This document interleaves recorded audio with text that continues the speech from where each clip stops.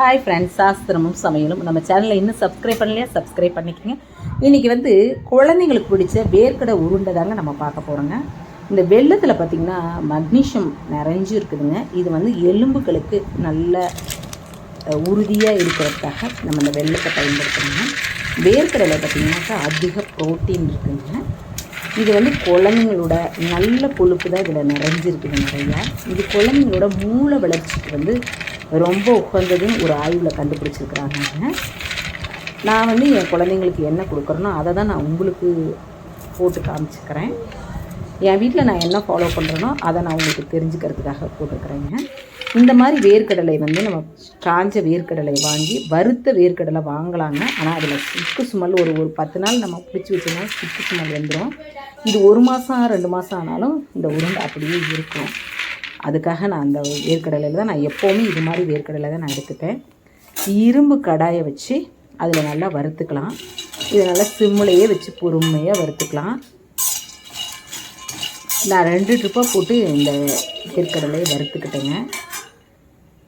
வறுத்துட்டு இந்த அளவுக்கு வறுத்துக்கிட்டேன்.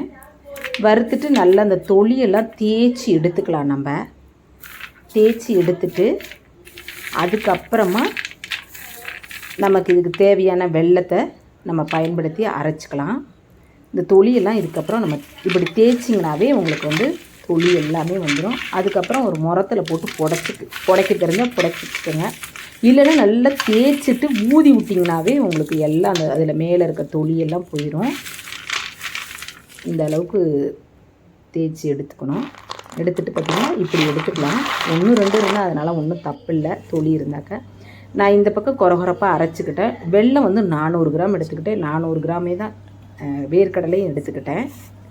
எடுத்து 2 சம அளவு மிக்ஸ் பண்ணிவிட்டு மிக்சியில் இன்னொரு ஓட்டி உருண்டை பிடிக்க ஸ்டார்ட் பண்ணிக்கலாங்க. இது வந்து 3 வயசு குழந்தையிலேருந்து இந்த உருண்டையை வந்து குழந்தைங்களுக்கு கொடுக்கலாங்க. எது கொடுத்தாலும் குழந்தைங்களுக்கு சின்ன பிள்ளையிலேருந்து நம்ம கொடுத்து பழக்கி விட்டுருணுங்க. நீங்கள் திடீர்னு ஒரு 10 12 வயசில் கொண்டு போய் குழந்தைங்களுக்கு கொடுத்தாலும் அதை சாப்பிட மாட்டேங்குதுங்க. அந்த குழந்தைங்களாம் சின்ன பிள்ளையிலேருந்து நம்ம கொடுத்து பழக்கி விட்டோம் அப்படின்னா நல்லா சாப்பிட்டுக்குங்க. 10th 12th படிக்கிற குழந்தைங்களுக்குலாம் 2 உருண்டை கொடுத்து விட்டால் போதுங்க. சாப்பிட்டுட்டு தண்ணி குடித்தாவே அதுங்க 6 மணி வரலும் இருக்கிறதுக்கு ஒரு 4 மணி போல் சாப்பிட்டுச்சிங்கனாக்கா இது கேன்டீனுக்கு போய் பஜ்ஜி இந்த மாதிரி ஐட்டங்களை ஆயில் ஐட்டங்களை தான் நம்ம பசங்க சாப்பிடுவாங்க. நம்ம இடையிலையும் இந்த மாதிரி நம்ம வேர்க்கடலை உருண்டை, பாசிப்பருப்பு உருண்டை, எள்ளு உருண்டை இது மாதிரிலாம் நம்ம பிடிச்சி வச்சுட்டு ஏற்கனவே நம்மளதில் வந்து நம்ம சேனலில் வந்து பொட்டுக்கடலை உருண்டை போட்டிருக்குறோம். அதுவும் ரொம்ப டேஸ்டியாக இருக்கும். அதுவும் நான் மந்த்லி ஒன்ஸ் ரொட்டேஷனில் உருண்டையில் அதுவும் ஒன்று செஞ்சு கொடுப்பேன். இந்த மாதிரி நீங்கள் வந்து குழந்தைங்களுக்கு வந்து நம்ம செஞ்சு கொடுக்குறப்ப பார்த்திங்கனாக்கா குழந்தைங்களுக்கு வந்து இந்த உருண்டைகளை பற்றி பாரம்பரிய இந்த உருண்டையை பற்றி குழந்தைங்களுக்கு நம்ம சொல்லணும். அதில் உள்ள சத்துக்களை நம்ம சொல்லணுங்க. நிறைய வந்து பேக்கிங் ஐட்டம் தான் சாப்பிடுது நம்ம பசங்க.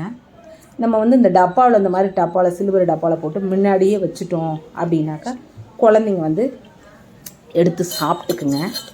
அதுங்க கம்பல்சரி நீங்கள் சாப்பிடாத குழந்தைங்கன்னா நீங்கள் சாப்பிட தான் அவங்களுக்குள்ள சத்தெல்லாம் நம்ம சொல்லிடணும். இதில் வந்து நிறைய ஞாபக சக்தி திறன் அதிகரிக்குதுங்க. இந்த உருண்டையை நம்ம வந்து கொடுக்குறப்ப வல்லாரையெல்லாம் கொடுக்குற மாதிரிங்க அந்தளவுக்கு ஈக்குவலாக இதில் இருக்குதுங்க. நம்ம சேனலை சப்ஸ்கிரைப் பண்ணி